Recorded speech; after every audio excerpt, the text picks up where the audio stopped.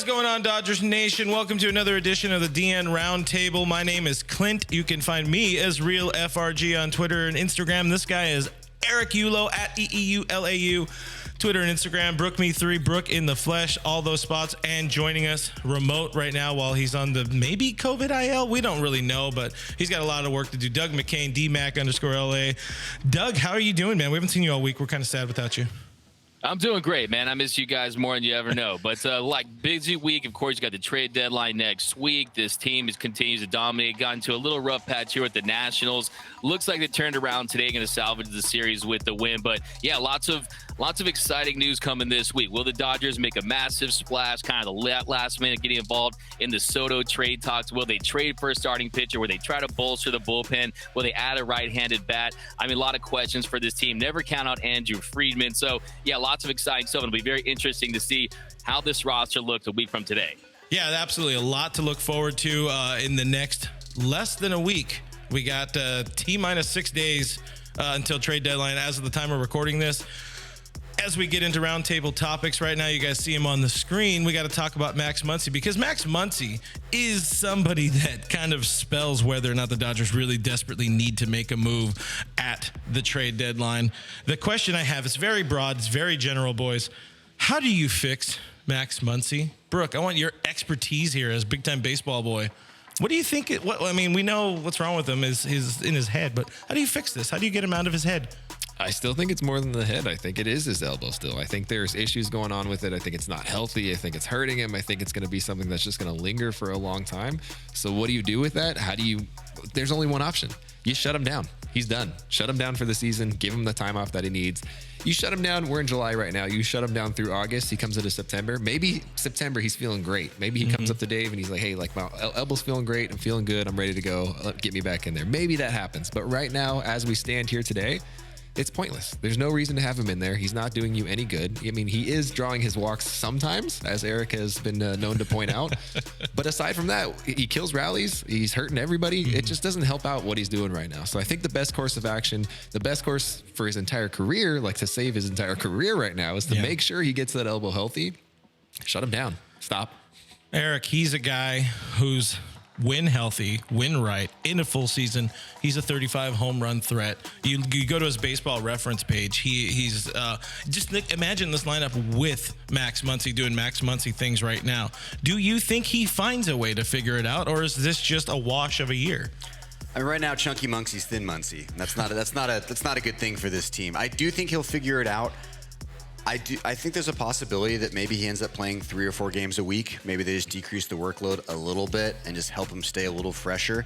And he's talked about, too, he's so used to going in the cage all the time and grinding away in between games, and maybe that's just not what his body needs. The elbow is certainly a factor, and now there's a huge mental factor, too, which Brooke touched on.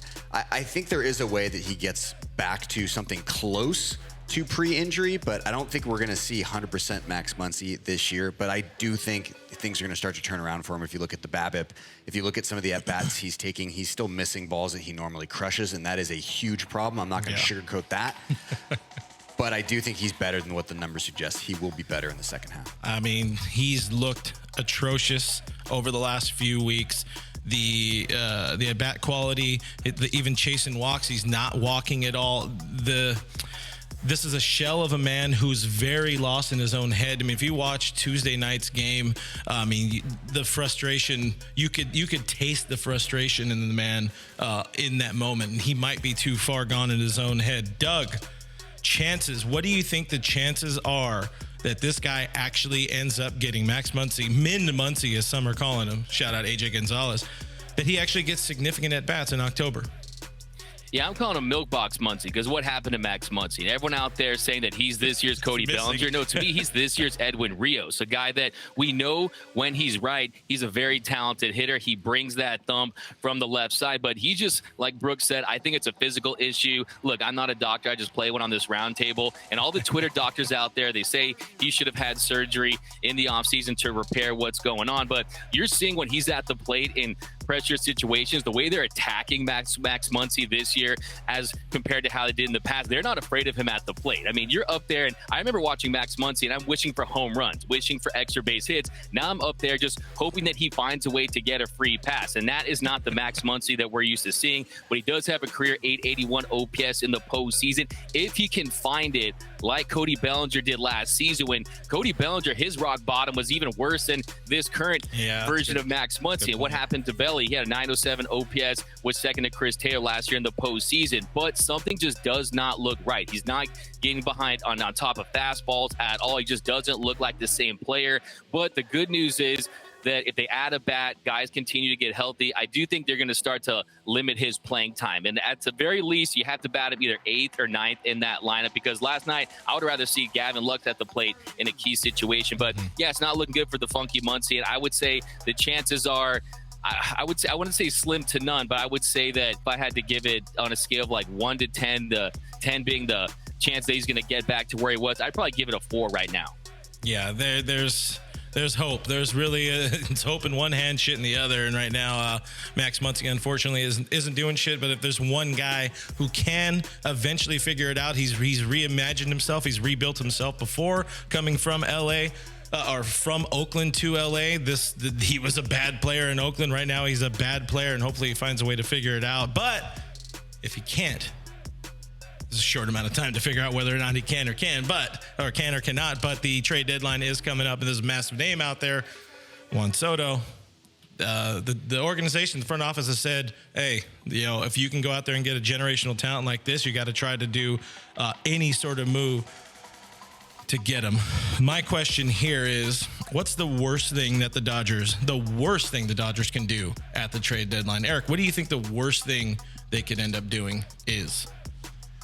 Doing nothing. Fully speculative. Doing nothing. I mean, Friedman, even if it's not going to be a big name, we know he's not going to pay for relievers. He said that in the past. I hate paying for relievers at the deadline. The price is obscene. It's like buying a house in Malibu 2 years ago, and prices were just ridiculous. So I think they're going to do something. It may be some guy we've never heard of. It may be some first-round pick from 2013 that's in a bullpen in the Caribbean right now. We don't know. But they're going to do something around the margins. The Brandon Drury speculation is interesting as a Hanser Alberto upgrade, but I don't think they can do nothing. They need to do something, and I don't think this team is not going to win a title just because they didn't trade for Juan Soto.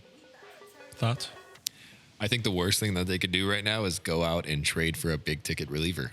And that's something that I don't think Andrew Friedman's going to do. I think he's a lot smarter than that. I think he's proven time and time again that he's just not going to go out and do something like that, because the relievers are volatile. You never know what you're going to get out of them, even if they're having a great season. You just never know. So I think one of the worst things that he could do is be like, hey, our bullpen kind of sucks. It needs some help. We don't know where Blake Trinan's going to be. We don't know where we're going to be come October. So let's go out and get a big name. Let's spend a couple prospects on it, and then just have that guy tank. That's the worst thing that they could do right now. I don't think that's what's going to happen. Yeah. I don't think that's what's going to happen. To be fair, I also don't think they're going to do anything at all. It smells more like they're going to do nothing instead of making a big splash, but Juan Soto rumors are hot right now. Doug McCain, the man of the fan, Chug McCain, the legend, face of the franchise here. I want you to have a little bit of fun. I want you to have a little bit of fun with us here and for the fans, because you're the guy people look up to here at Dodgers Nation. If LA actually somehow finds a way to acquire Juan Soto, don't worry about who's going where, the pieces being traded away. If they somehow get Juan Soto, what does your 1 through 9 lineup look like? Ooh, I think for me, easily, you start with Mookie Betts, of course, right at the top of the order. Trey Turner right behind him. I think you put Juan Soto in the 3 spot. I think after that, you go Freddie Freeman, then Will Smith, then Justin Turner batting 6th, Gavin Lux batting 7th, Cody Bellinger batting 8th, still provides value with his defense. He can still run into one, and then Max Muncy batting 9th. Now, Chris Taylor is going to be back. You also have Edwin Rios hopefully will be back at some point. So this is as it stands today, and we know that Chris Taylor always finds his way on the field. So a very lefty-heavy lineup as it stands with the current iteration. So there'll be some other machinations of this if they actually do make a trade for Juan Soto. I wouldn't bet on it, but it is fun to think about. Just look at this lineup. It looks like an all-star team. Yeah, I mean, just the fact that you're bringing in a player of that caliber and not really doing all that much to the top of your lineup, it would be nuts. Probably, definitely not going to happen. But Hell of a good problem to have if we end up down that path. We will know in a week's time. Switching gears a little bit, a new Hall of Fame class was announced, or at least who could be in the Hall of Fame class coming up. Interesting names we've seen. We'll have them on the screen as well. Carlos Beltran, Matt Cain, Jacoby Ellsbury, Andre Ethier, the legend, John Lackey, Mike Napoli, Francisco Rodriguez, Houston Street, Jared Weaver, Jason Worth. Not a whole lot of names jumping off the page there, even with Dre Day in the lineup. Who makes it? Eric, who do you think makes it from that list besides nobody? Carlos Beltran, before the sign stealing scandal, you could probably make an argument for. All those guys, those are all warm and fuzzy guys who had 2-3 years. Brooke and I talk about this all the time. 2 or 3 quality years. Mike Napoli, dinner at Napoli's. He had that incredible run with the Red Sox. Matt McCain had all those good. Matt McCain, not Doug's brother, Matt McCain. Had a really nice run with the Giants before he kind of broke down the tail end of his career. Andre Ethier, the clutch player of the year. Hudson Street had some great years as a closer, but none of those guys have that sustained longevity of success that I think you really need to make it in the Hall of Fame. I don't think any of those guys make it. Beltran, maybe if he didn't cheat. Yeah, nailed it there, Doug. Looking at some of these names, you realize that we're kind of in an era of there's a lot of really good players in baseball, but I don't know if there's any. Mookie, maybe. Mike Trout. I don't know if there are very many surefire first ballot Hall of Famers in the era. A bunch of amazing players playing baseball right now, but no. Skip over Clayton Kershaw like nothing. Hold on, and Juan we're Soto. getting there. Okay. But looking back at the last couple of classes, we've had Clemens, we've had Bonds, we've had an inordinate amount of names who cheated because that was allowed at the time. But Doug, I want to ask you: are we ever going to see a good Hall of Fame class again, a massive list of names where you're like, this is really a challenge? There's a lot of Hall of Famers, I think, that, you talk about Buster Posey, retired last year. You talk about the current legends like Brooke just touched on, Clayton Kershaw. Then you can't forget about Albert Pujols. We got the news about Mike Trout today with the back issue, but you also got Miggy Cabrera, who could be the last guy to have 3,000 hits.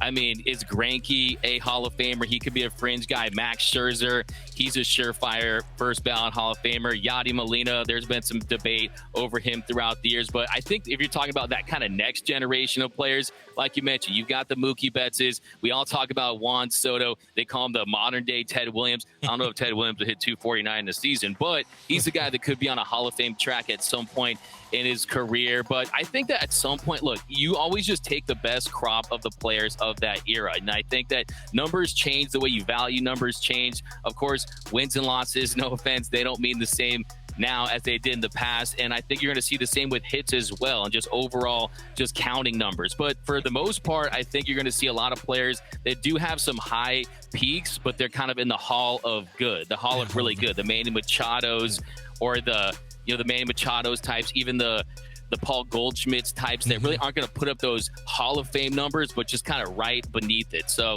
yeah, I think that at this point, you got Clayton Kershaw, Mookie Betts. Those are the guys on this current roster that will, no question, unless barring Mookie's health, they'll be in the Hall of Fame one day. I think Freddie Freeman has the chance if he continues to have success. Maybe adds another World Series championship, has 3-4 more All-Star seasons. But to answer your question, I would say that kind of looking back at those names and those classes that we've seen, with just all the big-time historical names, I don't think you're going to see that as much in the future.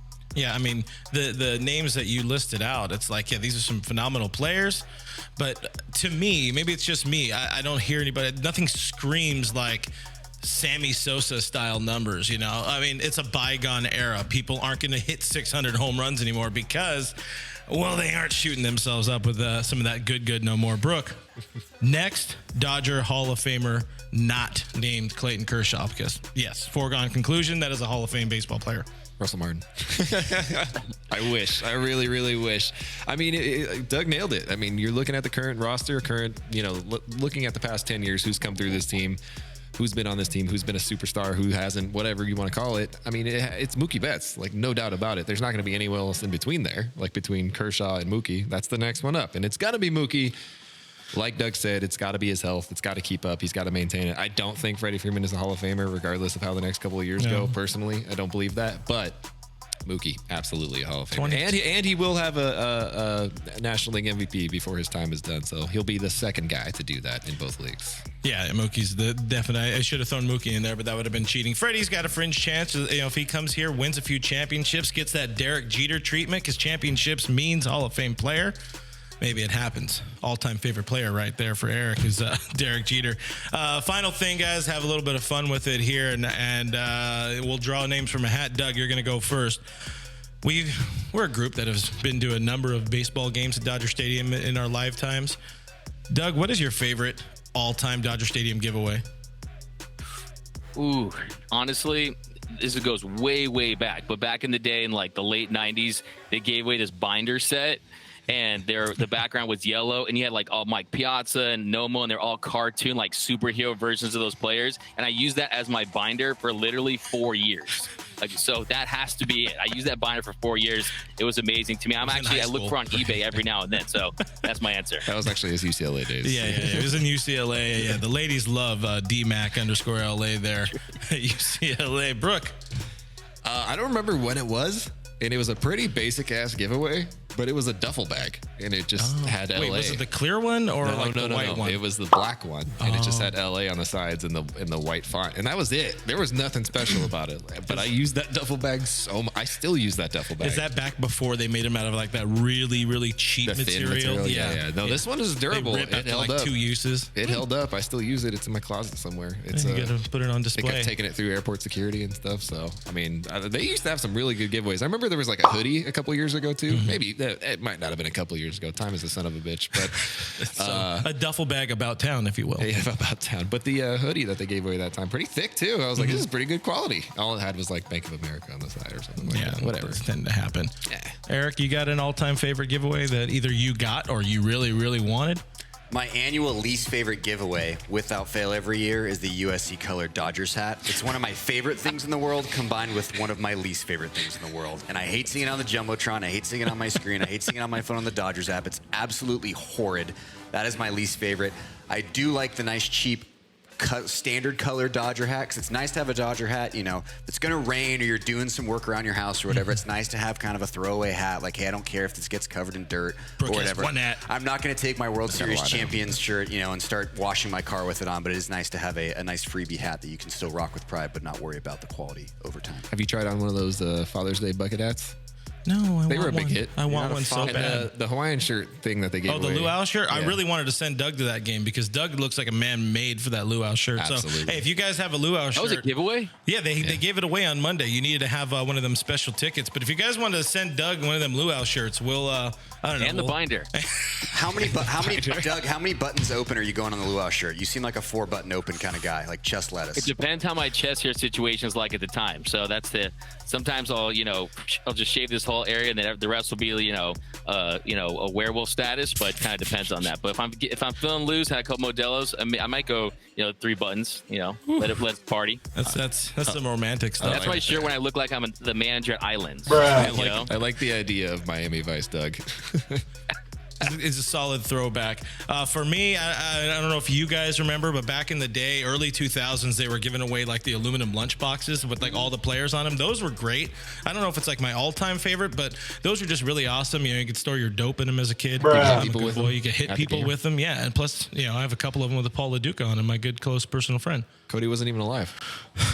Cody, we used to carry around our lunch in little cases. Well, I didn't carry around my lunch. I just put other trash in there. You didn't carry your lunch around? No. What do you think I am? Some sort of rich kid that had a mom?